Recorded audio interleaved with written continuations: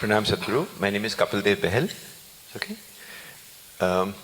In our quest for a better life, growth and quality of life, human beings are depleting natural resources. We hear of younger generation blaming this generation for dwindling the planet of ecology, environment. Do you believe that human beings are heading towards water wars and disaster before we come out from the brink, or do you have faith in human ingenuity? This is… see, we must understand this. We are talking about all kinds of things. Right now, they're negotiating hard in Paris, where India and the other countries, which are called as the basic countries, which essentially, this is an idea that we've been talking about for the last 20 years. I've been speaking about this at various forums, saying that let's talk per capita division of consumption and carbon footprint. If we do that, in India we hardly have a footprint because most people are living in shacks, they're not consuming really anything, they're not leaving a carbon footprint. If the man disappears tomorrow, he's not left a footprint, all right? But they want a different kind of thing. This is a deal which has to be hard negotiated, that's happening. Leaving this aside, what you're trying to ultimately do is to curtail human aspiration. You will not succeed, believe me.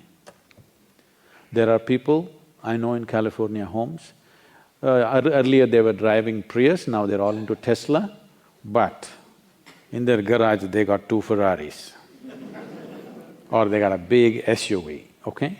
This is when they go to the office, when they go to social gatherings, they want to be seen in an electric car. When they go out with the family, they want to ram a 6-cylinder car, all right? So I'm saying you cannot curtail human aspirations. The best thing is to curtail human populations. At the beginning of 20th century, we were 1.6 billion people. Today, we are 7.2 billion people. In India, in 1947, we were 33 million people. Today, we are 1.2 or 1.25 billion people. So, 3 times, 4 times we've multiplied. We are nice, but we're too many. We need to understand this. There is only that much human life that the planet can sustain. And above all, because of technological prowess that we have today, we are consuming probably what 10,000 men would consume 1,000 years ago. One man, I'm saying. One human being is consuming what 10,000 human beings would consume 1,000 years ago. So when this is the case, the simplest thing is we must project or plan for a less population in the future. But right now, United Nations predicts that by 2050, we will be 9.6 billion people. By 2075, we'll be 12.1 billion people. I want you to just imagine your life on this planet. You and me may not be here, but if this projection becomes a reality, our children and their children do what you want, they cannot live well. But anyway, if we do not consciously control this, nature will do it to us in a cruel way. It's not that we will be allowed to simply spawn like this, something will happen, all right? Something will happen that we don't know how to handle and cruel ways of things will happen. But the very pride of being human is, we can do what we want consciously. It is something we need to take up, every world leader has to take this up. The leadership on the planet, in this Paris meetings of going on talking about how much will you consume, how much will I consume, what do you have to do, why don't we say by 2050, we will be 4 billion, not 9.6 billion, why not?